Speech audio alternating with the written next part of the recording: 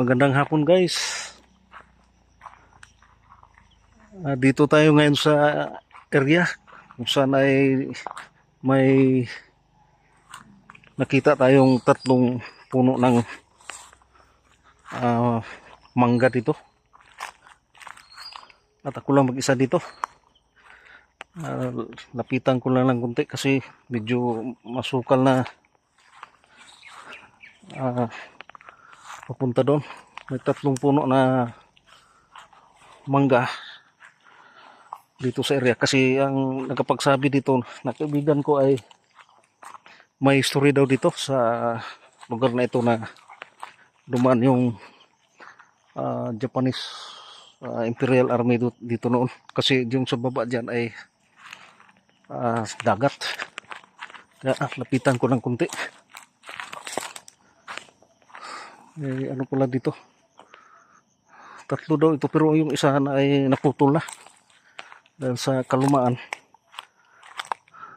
Ayan yung mangga. Dito lang ako sa lapit-lapitan ko lang kunti.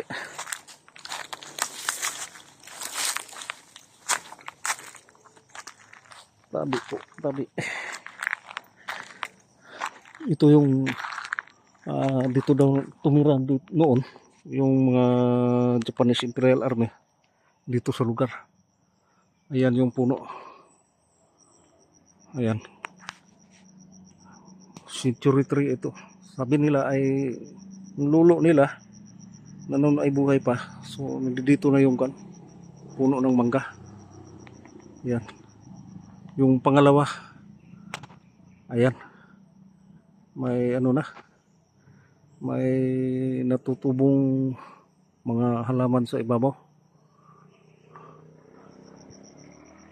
So yung pangalawa ay naputol.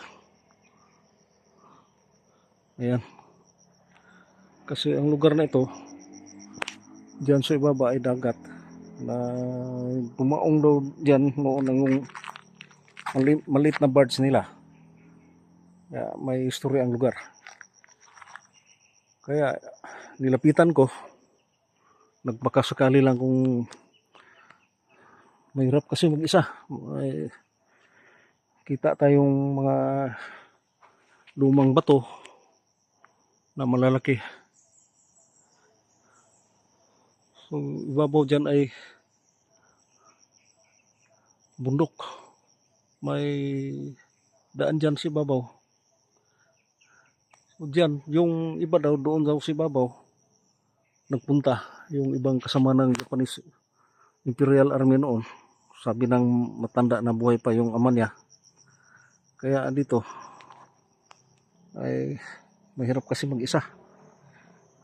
Gusto ko sanang puntahan yung siguro nasa ano tayo dito, nasa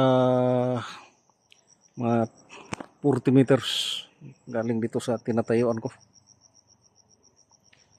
So ang pinakamalaking puno ay yan. Yan yung pinakamalaking puno. May kalumaan na din.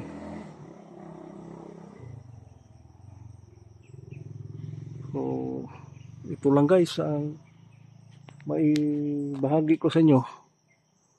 Itong lugar na ito na noon ay nag-ano dito, tumira yung mga sundalong Hapon noon dito sa lugar. Ayan. Yung pangatlo ay nasa doon sa sa unahan. Na naputol na. Naka-triangle daw yung dito. Yung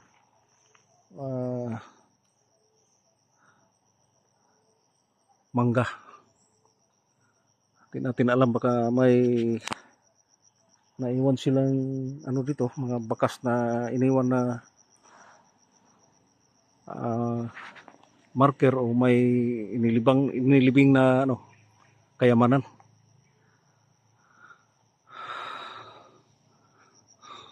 So diyan sa baba ay dagat na. Ayan.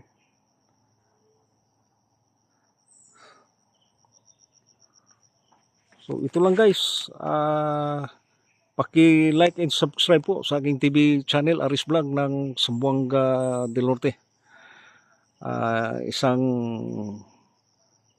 marker na iniwan na yung mangga, naka-triangle noon, na hanggang ngayon ay buhay pa. Ayan.